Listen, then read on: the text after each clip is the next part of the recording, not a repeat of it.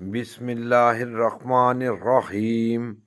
کاش ہر حکمران ایسا ہوتا۔ ایک اور روایت میں آیا ہے کہ آپ صلی اللہ علیہ وسلم نے فرمایا، یعنی جب کوئی قوم مشورہ سے کام کرتی ہے تو ضرور ان کو صحیح رستے کی طرف ہدایت کر دی جاتی ہے۔ بحوالہ بخاری تفسیر معرف القرآن جلد نمبر 7 صفحہ نمبر 706۔ یہ اللہ ہی کی شان ہے کہ اس نے اپنی کائنات میں خاص حکمت و مصلحت کے تحت ایک کو ایک پر بڑائی دی ہے، کسی کو افضل کسی کو مفضول بنایا ہے۔ جیسے ایک خاص گھر کو اللہ نے بنایا، بیت اللہ اور قبلہ قرار دے دیا ہے، بیت المقدس کو خاص فضیلت دے دی ہے۔ اس کا مطلب یہ قطعاً نہیں ہے کہ اور مسجدیں اللہ کا گھر نہیں ہیں، اور مسجدیں اللہ کا گھر نہیں ہیں۔ اسی طرح مردوں کی حاکمیت بھی ایک خداداد فضیلت ہے۔ اسی طرح مردوں کی حاکمیت بھی، مردوں کی حکمرانی بھی ایک خداداد فضیلت ہے، جس میں مردوں کی صحیح و عمل یا عورتوں کی کوتاہی و بے عملی کا کوئی دخل نہیں۔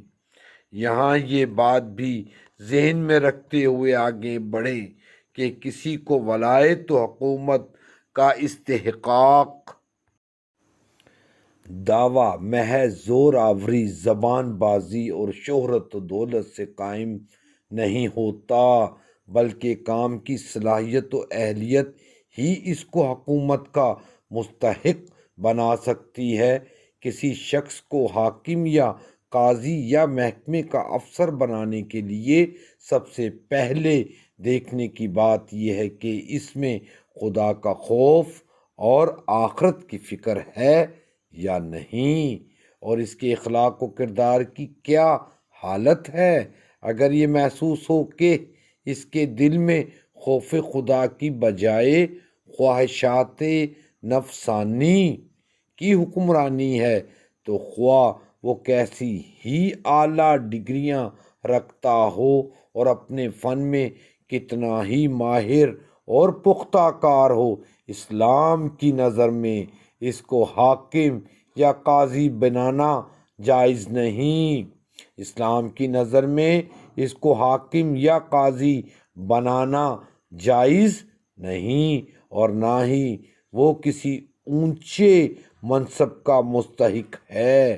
ایک حدیث میں آیا ہے، حضرت انس رضی اللہ تعالی عنہم اجمعین راوی ہیں کہ آپ صلی اللہ علیہ وآلہ وسلم نے فرمایا، جو مسلمان کے کسی معاملے کا ذمہ دار بنا، جو مسلمان کے کسی کام کا ذمہ دار بنا، پھر اس نے اس ذمہ داری میں خیانت کی، تو وہ قیامت کے روز آگ میں جلے گا۔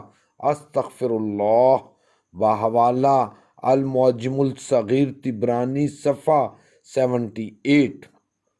قریب اسی مضمون سے ملتی جلتی ایک اور حدیث میں آیا ہے کہ آپ صلی اللہ علیہ وسلم نے فرمایا، جو شخص مسلمانوں کے کسی معاملے کا ذمہ دار بنا، جو شخص مسلمانوں کے کسی کام کا ذمہ دار بنا، پھر اس نے ان کے لیے ایسی خیر خواہی اور جد و جہد نہیں کی جیسی وہ اپنی ذات کے لیے کرتا، تو اللہ تعالیٰ اس کو منہ کے بل دوزخ میں ڈال دے گا، استغفر اللہ، اور جنت کی خوشبو تک نہ پائے گا، استغفر اللہ۔ اللہ رحم کرے ہمارے حال پر، آمین۔ بحوالہ المعجم الصغیر طبرانی صفحہ 94۔